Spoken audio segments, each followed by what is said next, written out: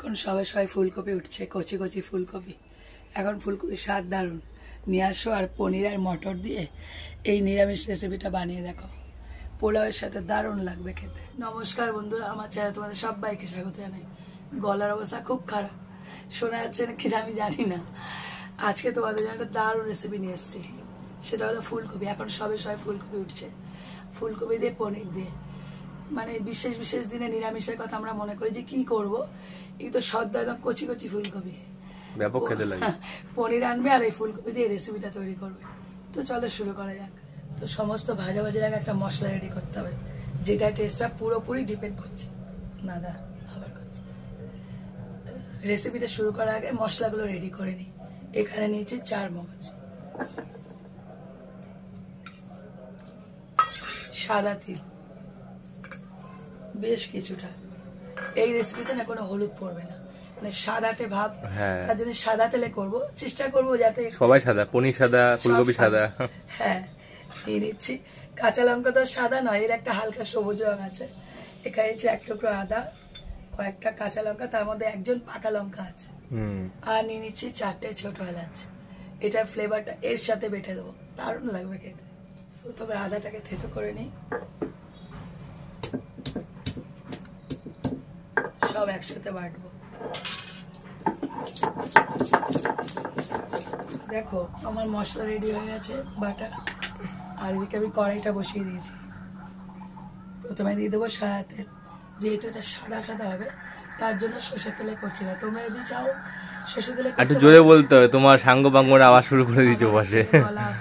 তোমরা প্লিজ কিছু মনে করো না, মানে কি বলতো গলা পুরো বসে গেছে। হ্যাঁ, অনেক কষ্ট করে কথাটা বলছি, মানে এটা ছাড়া আমি থাকতে পারি না, এটা আমার নেশা, তাই আমি বসে পড়েছি। দিয়েছি সাদা তেল, তেলটা পুরোপুরি গরম হয়ে গেছে। এবার ফুলকপিগুলোকে ভালো করে ভেজে নিতে হবে। ও বাবা, ভয় পেয়ে গেছিলাম।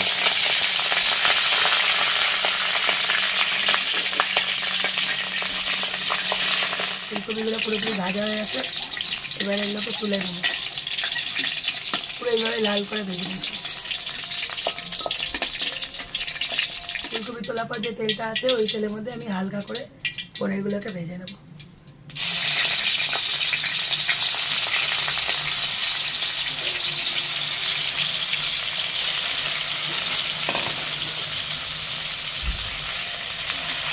পনিরগুলোকে হালকা করে ভেজে নিতে হবে, এবার এবার তুলে নেব।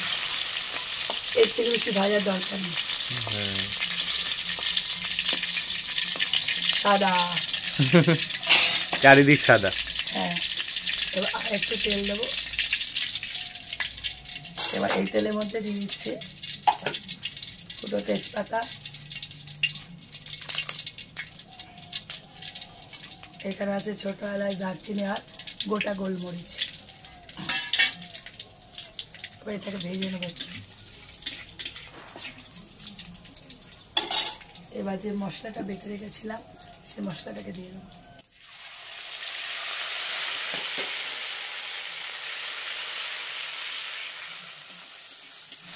যে এর মধ্যে নিয়েছিলাম এর মধ্যে একটু হালকা করে ধুয়ে দেবো। এটাকে সমস্ত মশলাগুলো দিয়ে দেবো। দিয়েছি লবণ, ভাজা জিরের গুঁড়ো। খেতে খুব সুন্দর হয়, বেশ ভালো গন্ধ ছাড়ছে। লঙ্কার গুঁড়ো খুব বেশি না, 1/2 চামচ।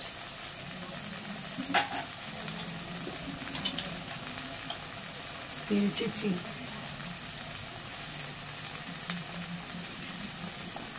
এবার এটাকে কষিয়ে নেব। দেখো কষাতে কষাতে এখান থেকে তেল ছেড়ে দিতে, ঠিক এই সময় নিয়ে নিচ্ছি দুধ।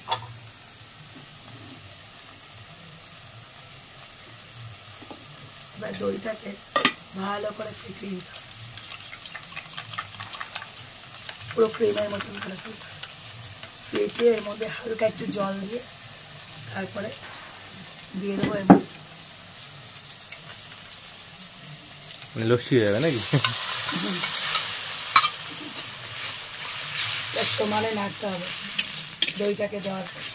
আর না হলে যদি তোমরা গ্যাসে করো তখন সিমে করে দেবে গ্যাসে। দেখো সমস্ত কষানো হয়ে গেছে, দই থেকে একটা হালকা তেল ছেড়ে গেছে।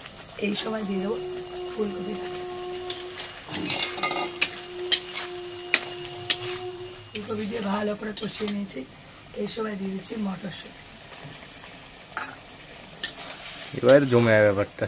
হ্যাঁ, কি বলতো, নিরামিষ অনেকে খেতে চায় না, কিন্তু নিরামিষের মতো নিরামিষ করতে পারলে আমিষ খেলে নিরামিষ খাবে।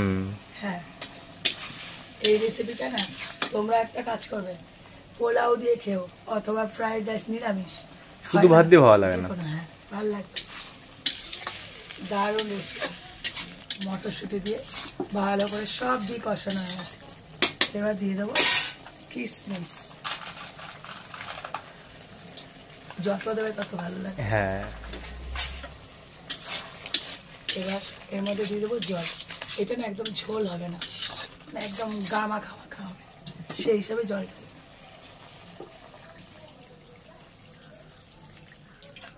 ফুলকপির ডাঁটিগুলো যেন সেদ্ধ হয়, মানে ডাঁটিগুলো যদি একটু শক্ত হয় তার জন্য। এবার এটাকে ফুটতে দেবো। আর এখানে আমি দারচিনি গুঁড়ো করে ভিজিয়ে রেখেছি, দেখো ছোট ছোট করে। এটাকে বেটে দেবো মশলাটা, যেটা আমি সবসময় তোমাদের বলে থাকি, বাটা গরম মশলা। উফ, এখানে দেখো আগে আমি ছোট এলাচ দিয়ে দিচ্ছি, তাই এখানে শুধু দারচিনি ভিজেছি, কিন্তু আর ছোট এলাচের দরকার নেই, তাই শুধু দারচিনি আমি এখানে বেটে দেবো।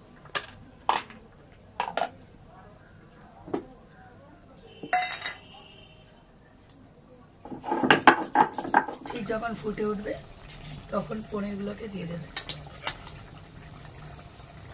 পুরো সাদা সাদা পনির। হ্যাঁ,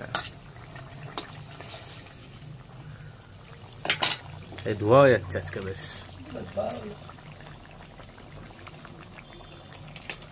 ভালো তো স্মোকি ফ্লেভার দিয়ে দেবে। হ্যাঁ, আমার গলাও স্মোকি হয়ে গেছে, হ্যাঁ। রান্নাও স্মোকি।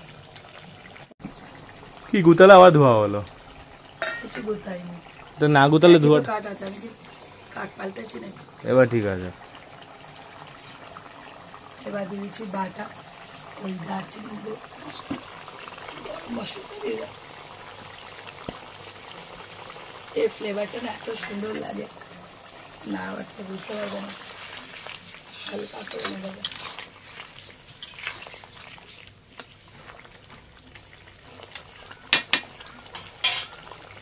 আর 2-3 মিনিট ফোটালেই রেডি হয়ে যাবে। হয়ে দেখো এইটুকু গ্রেভি দিয়ে নামাবে। রেসিপিটা শেষ করলাম। আর তেজপাতাগুলো না দরকার নেই, এগুলোকে তুলে ফেলে দিচ্ছি।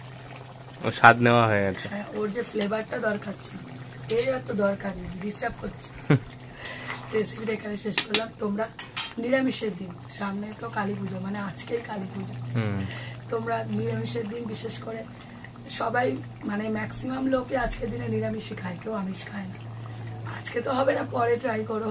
তাও বিশেষ বিশেষ দিনের জন্য এই রেসিপিটা ছাড়ছি, তোমরা ট্রাই করো, আমাকে কমেন্ট করো কেমন লাগলো, এটা শেয়ার করো। দারুণ একটা, যে কোনো কিছু নাম দিতে পারো। রেসিপিটা যে উপকরণগুলো দিয়ে করেছি না, সেই উপকরণগুলো দিয়ে করো, খুব সুন্দর লাগবে খেতে। ভালো লাগলে লাইক দিও, আর এরকম আর রেসিপি পেতে আমার চ্যানেলটা সাবস্ক্রাইব করে দিও। আর যারা ফেসবুক থেকে দেখছো আমার পেজটা ফলো করে দিও। তো আজকে বললাম টাটা। টাটা।